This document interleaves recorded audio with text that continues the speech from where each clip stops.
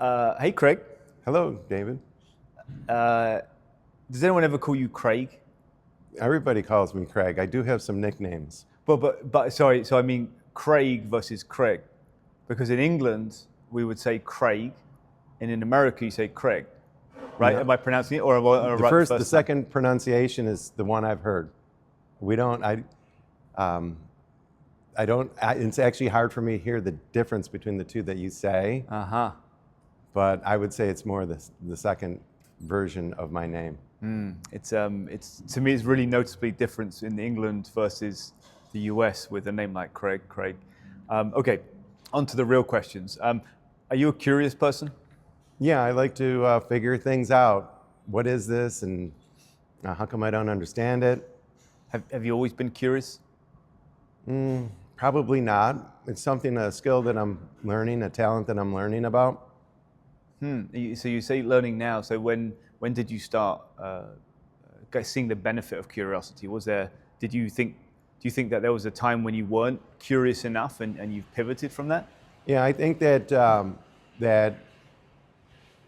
we're not taught mindsets really, and the mindset that I'm thinking about is optimism, and optimism is hope, trust, and curiosity, rather than fear and suspicion. So, seeing curiosity in that definition of optimism, that's where I got my start of exploring curiosity, how to do it. And did you pivot to optimism as a result of kind of life and the world, like that you felt that you needed to look at it differently because there was something going on? You don't need to be specific. Mindset is people talk about your mindset.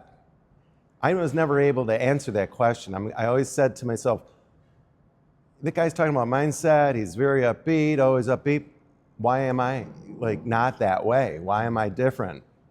So I started thinking about it and I answered the question to find my solution to have mindset. And how did you go about finding the mindset that was going to work for you? Books. So Carolyn Leaf, she's a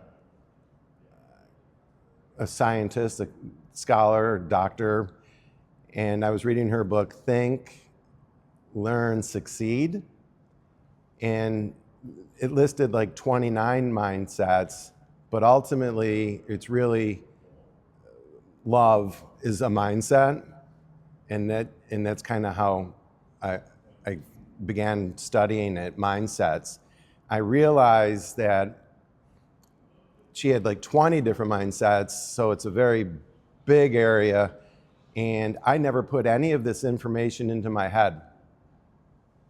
And I used with ChatGPT, I started to ask the questions of that to bring it to my level and where I want to start to learn my mindset so that it's second nature.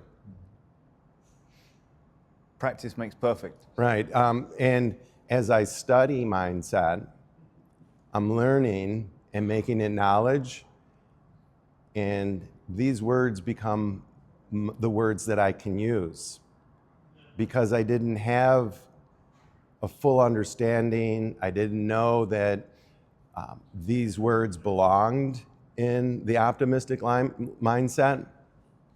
I don't bring them out in conversation. And how recent is this pivot then for you that you've had this shift?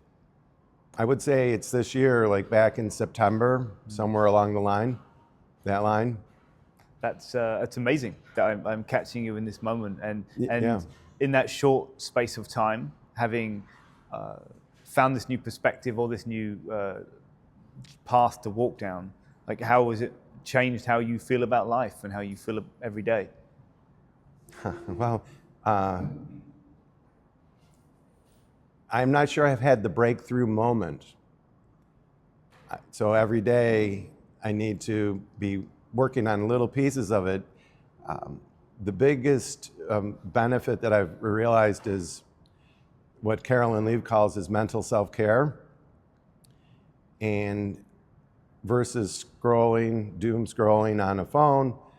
I'm sitting there trying to memorize things, thinking and putting things together. And the big change is that I feel a peace now about me. I'm not getting the stress from being in the wrong spot, getting things put into me.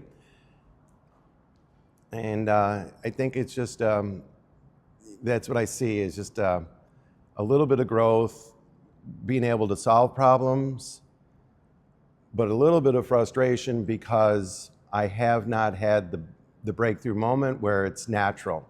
I'm still forcing my optimism mindset. And I revert back to wherever I was. Well, to kind of offer some comfort there, I guess, again, you started this pivot in September and this work in September. There's years ahead, right? And at least what I've found, and I'm on wherever I'm on my journey, and it will never end until I die. But it's bit by bit, as you said, day by day. You're never going to get to the end of the road, for one, and you're never going to get there in as fast as you'd like to be. And for me, what I've found, what has helped me a lot, is really understanding that it's not about that breakthrough moment. It's about all the moments that lead up to it, right? It's like looking at the big presentation as the thing. That presentation doesn't make it. It doesn't matter what happens on that day. It's what you did every day leading up to it. And so I would grab that from what you shared, in that it's that day by day. And I would take that as encouragement, because curiosity is the seed of growth. And if that's what you've captured here, and it sounds to me like you're asking yourself questions which maybe you haven't asked yourself before, just to commend you for doing that, because that's difficult. But two, just encourage you that you're on the path now, and that's a wonderful thing. And I think that you're going to gain a lot of good from asking these questions of yourself. I was asked a question: what am I most of my accomplishments this year? What am I most proud of? And it's personal growth, directly related to being able to take care of myself.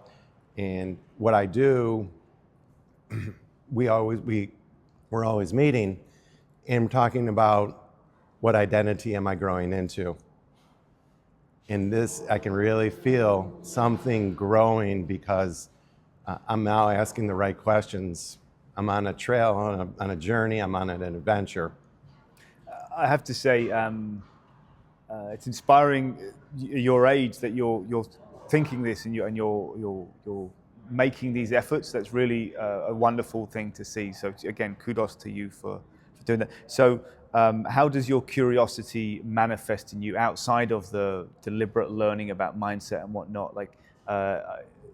Is there other parts of your life where you've just become more curious and you're starting to ask more questions? I'm curious about asking, being able to talk with my friends and strangers in a way that guides the conversation. I think it's really, I don't want to be an annoying person. I want to be in the conversation, being respectful. What I mean is, I don't want to interrupt. I want to listen as part of the conversation. So that's something that I think helps me become more likable, while at the same time, I'm taking care of myself. And learning so much more. Right. I'm learning, I'm noticing, or meaning. Right now, I'm working on telling stories. And the type of story I'm working on right now is a story that I can use in a conversation with somebody I just met. I'm limiting it to 2 sentences or 3 sentences, a story that has meaning, has hope or trust in it. And so now there's little things like internal messages that I find because I'm doing that, insights And the problem is that I didn't write it down, and it's so fleeting that it's gone forever. Eventually, maybe I'll stumble upon something that's very similar to it, but the trick is to be able to write it down. Have you ever been in a habit of that, of kind of making notes and capturing ideas like that? Yes, I think over the years, the most important thing is for me to write things down. I know that a lot of times if I don't write it down, the valuable insight is just gone until, even if I really think about it quite hard, it's just gone. I email myself a lot. Just maybe it's one word, it's just to remind me, or it might be like 3 sentences in the headline. Just do this. This is an idea. Just as a recommendation. That's like a quick way to just. You're going to get to it later. It's going to be there logged. And build upon it, right? Exactly. And learn, right? The reason why I wanted that insight is because I really think it's an area that there's a lot of potential for personal growth. 100% agree. Stories of my life, I've been in love with stories since I was a kid, and I spent my life learning about them and telling them. And there is so much power in story. And in fact, we're here 10,000 years later because we could tell each other's stories, right? That's one of the greatest gifts we ever had. And so incredibly powerful. And one, hearing and experiencing stories, but two, telling them, because as you say, the process of creating a story, of writing, of fleshing out those ideas, you learn so much from it, so much nuance and intrigue that you wouldn't unless you looked at it from that perspective in a way that is to communicate it in an enjoyable fashion to others, and where they may learn and grow the same things. Yeah, and what I do is I want to meet new people, and my goal is to meet somebody, and at the end of the meeting, maybe 5 minutes, schedule a meeting that is actually related to the job that I do. And when I have a story to tell, potentially what I'm eliminating from that conversation is me saying something really awkward and stupid, or asking a question that makes it awkward and just ends any chance I have for setting up a meeting. So stories is a way to have a smooth conversation. And how? So you're essentially changing your habits. That's what you're working on doing. You have these habits of maybe saying something awkward, and you're trying to replace that with a habit of saying something which you believe is useful and meaningful, and will lead towards a better connection with someone. I did the best I could up until right now, and I brought stuff into my life, and I memorized it, and I made it knowledge, and I didn't have the words that I used were awkward or just a turnoff. I'm not, obviously I'm really being hard on myself, but it doesn't necessarily happen that way. But I want to be smooth. I want to be trusted. And now I'm studying to get the good new words into me where I habitually use them instead of the old habitually using what I put in before. And do you feel misunderstood a lot? I don't feel misunderstood. I feel that I lack the ability to communicate what's inside me into somebody that's new, somebody that I'm judging, that's saying, well, they're saying that I'm stupid, or I don't know what I'm talking about, I'm not trustworthy. So I interpret that as me not being able to get the message across as maybe somebody who's more polished. Okay. What does it feel like when someone is kind to you? What does it feel like when someone is kind to me? Comforting. It feels like they may be willing to help me. It feels like, a desire to find out what they can do, what we can do together. You know, it feels like maybe they're more like family. And what does it feel like for you when you're kind to someone else? Happy. I like to do that. I think achieve something to give. You know, I don't dwell on that, but if somebody's mean to me, that I might dwell on.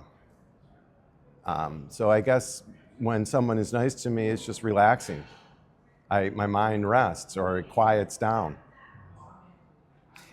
So with that, let's run that train of thought there. So what you're saying is, when you have nice experiences with people, they don't sit with you, but when you have a negative one, they seem to sit a bit more, right? And I'll use a philosophical analogy of like, you go on a 2-week vacation and you've had the best time and it was wonderful, but right at the end, as you're leaving, there's a big problem, and that's the thing you take away from the holiday. And that's a very human thing, is because it's the thing that, you know, it pushed your buttons, right? It triggered you. So, but the reality is that that's of course an imbalance, right? The reality is that there was 2 weeks of joy there and 1 moment of unhappiness, and yet as humans we tend to grab onto that, and which is what you've just kind of expressed there. Have you thought about that much, about that balance? I do. Because, you know, so when I'm triggered, I want to know my triggers, because it gets ugly. Getting triggered brings out the worst in me. And, you know, I'm able to find boundaries, my boundaries. I think that I was taught, I guess I taught myself what the triggers are, the triggers that I will use, and I never realized that I wasn't teaching myself the right stuff. So now I look at these triggers as, how is it a boundary to me and what I can learn from it, and I don't know that I actually learn anything until I share or am able to teach it.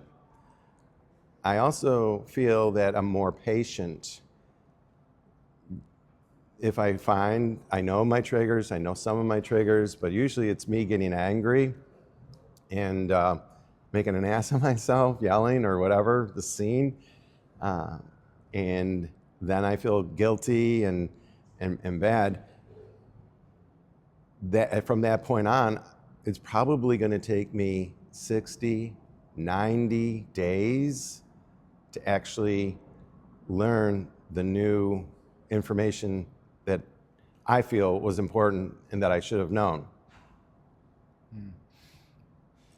To offer a bit of comfort there again, I think one of the things being a human is, before we start to learn about ourselves, we have to unlearn so much as well. There's so much we learn from others as we grow, and we have to unlearn a lot of it, right? To be able to kind of become this better version of ourselves that we want to be. Now, I just want to, you know, like, so one of the things that I did learn is I have like 9 different voices, right? There's these voices in my head. My body even speaks to me, but it doesn't even use words. It doesn't even have voice. But it's still something that my mind picks up on. And it's the programming that got into me, you know, whatever way. And now I realize that, and I can't erase that, but I can reconceptualize those thoughts and put in the good stuff. Put in the good voices that are going to come out inside my head or my body. So like when my stomach's upset from fear or whatever, wherever I'm feeling fear, but typically probably my stomach, I'm actually now hearing it, even though it didn't use any words, and I can reconceptualize it as, well, I'm scared. What is the real opportunity? You know, I see a homeless person, what I think is a homeless person, my judgment, and maybe I have fear, but now over time I've reconceptualized it, and actually it's really a normal person that's not homeless, that has something important to share with me. My voices were wrong. Thank you for sharing that. That's very interesting. What do you value in life? I value taking care of my mind. I think it's the most important thing. Value that, because without my mind being attuned to my body, my soul, and the universe, internal messages, when I'm tuned, the internal messages are new and unique and exciting. The insights that maybe come from the universe, maybe come from my soul or my subconscious, I'm able to hear them, which then again leads me to be able to give or share with people or teach people what I'm really passionate about. What are you really passionate about? Well, that's been a problem my whole life. I was never,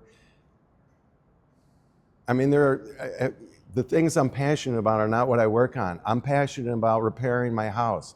I have a 25-year-old house that a beetle came in one rainy day and decided to do what a beetle does, eat wood. So I'm passionate about repairing. I'm passionate about painting houses, like rooms and things like that, and changing them. But that's not what I do for work, right? So maybe I'm passionate about the wrong things.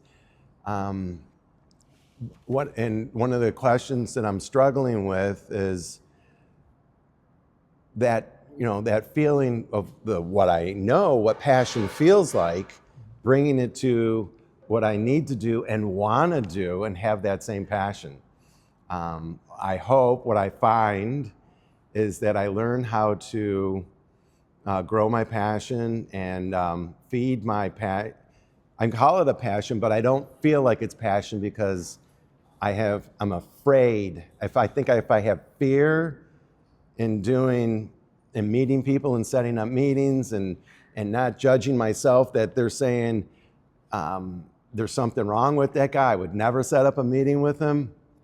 As long as I have those feelings like fear, that I don't actually have passion because I can't go beyond that. I would argue that fear is like a prerequisite for passion. To be passionate about anything, you've got to push the boundaries of yourself, of the world around you, and that's a scary prospect. So it might be a clue, right? I'm on the right trail. There is an idea that the more fear you feel, the closer you are to the answer, to the truth. And or growth, right? Changing my identity. Exactly, and I can resonate with that, having felt a lot of fear prior to recent years when I've been able to really understand myself and find the truth, I guess, and it's extremely comforting. So you also said in there that maybe you've got the wrong passion. I would, if you're passionate about something, there's nothing wrong about that.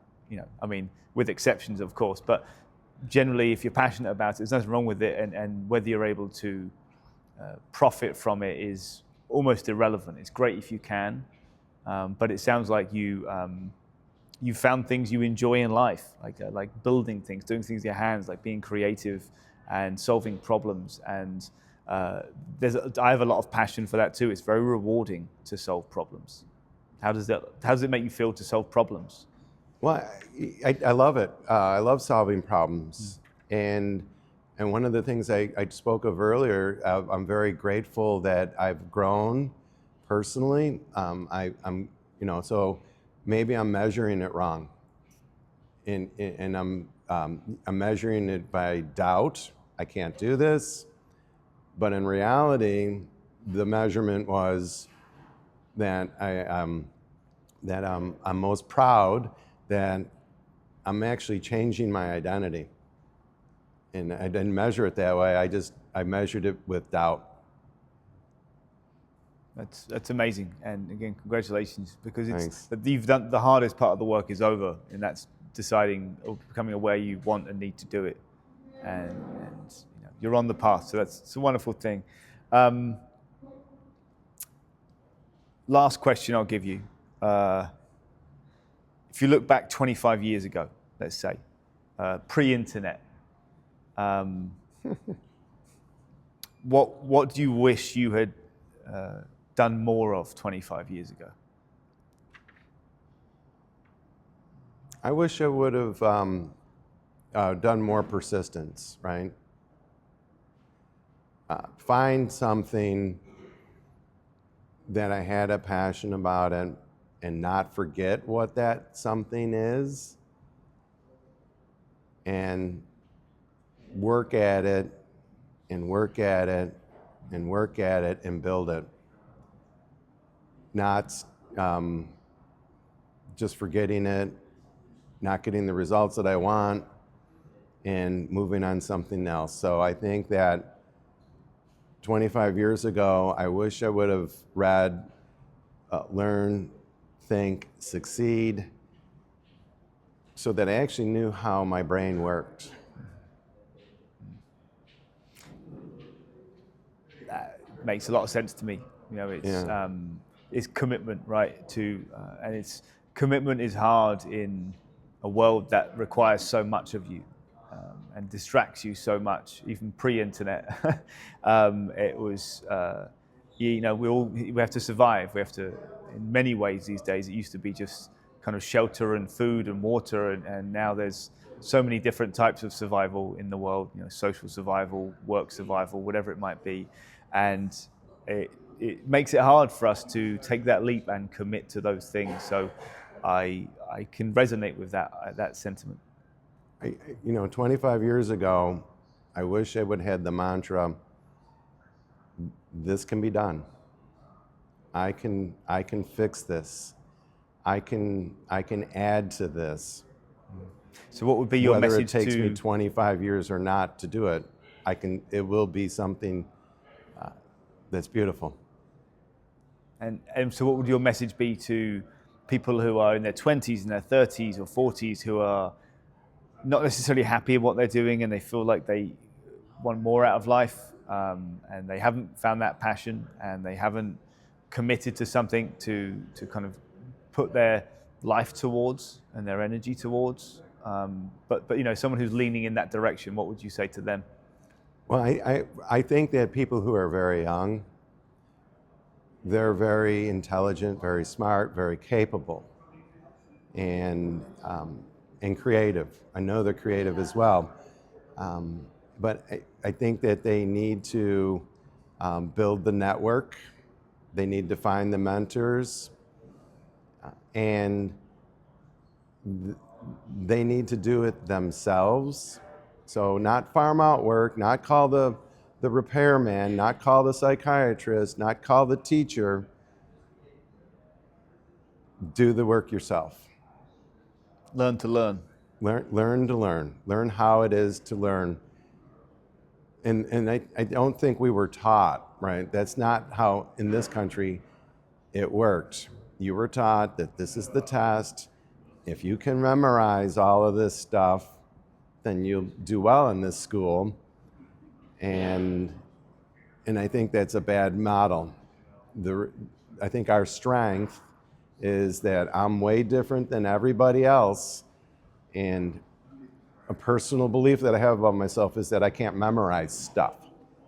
I do memorize it, and it's just, and those are the voices inside of my body and head, and my soul, and the universe. Those are the voices that I hear, the stuff that I memorized. It's just that I interpret things a lot differently than you do, and that's the magic, because if I can give you that message, which then that changes your life, because now you're unique, your understanding of it and your spin on it is the key.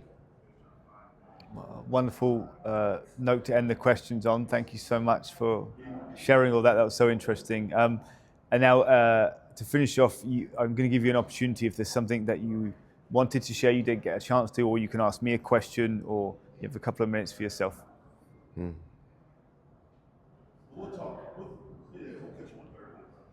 So how do you bridge between different people, right? So how do you get that, your motto is learn from everybody, how do we, what are the types of questions that move it forward? What questions would you use? Different with every single person. So the bridge, I would just argue, is that everyone is entirely unique. And while I may have things on my mind that are relevant to me and that I may want to talk about because they're present with me at the moment, I tend to read and feed off the other person and try and understand them. Like that's how I like to connect with people, is to understand them and very curious. I ask questions, just like I am today. I do this a lot with people, and maybe not quite as philosophical and deep in general life, but that's for me. That's how I bridge the gap, and how I tend to connect with people as I ask them questions and I get to know them. And when I do ask them questions and get to know them, I listen and I pay attention. And do you think that you're learning about them, what they like? I want to give. One of my values is charity. So teaching would be charity, and you really have to be kind of a master of from your perspective, you have to be a master of asking those questions and then finding something you can give back to them. Is it possible to do that in 5 minutes? Or does it take like meeting somebody? I can give something back to someone in a few minutes. Nice. Yeah, from just a few questions, I can certainly offer, and I like to do that as well, where appropriate. I don't like to step over and push the boundaries. But if there's space for someone or for me to help someone see something that maybe they don't see, or look at something from a way that they have not looked at it before, I tend to offer those things as additions rather than this. Instead of that, it's like, hey, what about this as well? And I can do that pretty quickly. But I will say it's taken years of practice. My ability to talk to people like yourself now I've worked on this for many, many years, just like you're going through now. I've been going through that journey and learning how to talk to people and learning how to connect with people and understand myself. And it's not happened overnight. So I think there will be people that will meet me and see me now and just say, hey, he's so put together and you can talk to people and it's great. But I wasn't always like this. It took me a long time to get here. It takes some time. Optimism is an inheritance. And people will remember how you made them feel.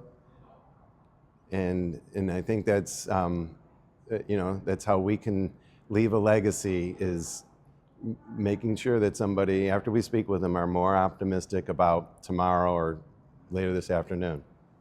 And that's an important thing for me, and a nice note to end it on is, while there are a lot of difficulties in the world today and a lot of mountains we have to climb, I am optimistic. I do believe that we can make it better, and I do believe we can head in a better direction. And it's going to take a lot of us to do the work. In fact, all of us to do the work. But also an understanding that it's not going to happen overnight, and it's day by day, it's bit by bit, and that's where my optimism comes from, because I understand it's not just going to be one moment that's going to change everything. For me, it's about every moment, and every moment adding on and adding on and adding on. And that's why I'm optimistic, because I know that I'm just incrementally doing the work and I'm progressing one step at a time. Mm-hmm. And if we give back to the community, not only are you stepping forward, but the opportunity for your friend is for them to step forward and make the community better. That's the name of the game. Well, yep. Thank you so much for talking, and I'm so happy to have you as a guest. Thank you. A lot of fun.